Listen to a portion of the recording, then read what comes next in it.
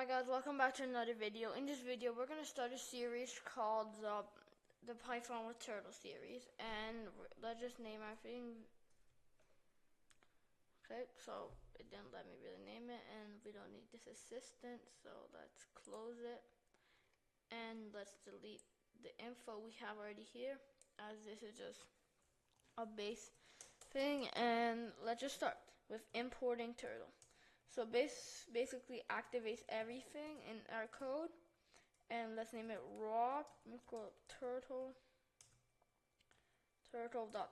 and rob. Let's just do screen instead of rob. Screen equal to turtle.screen, and let's do rob dot forward 100.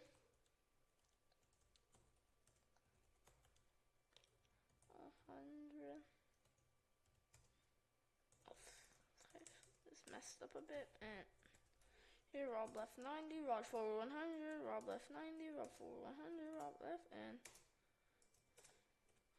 this should make us a square. So let's do screen dot main loop, and this is all we're gonna do for this video right here.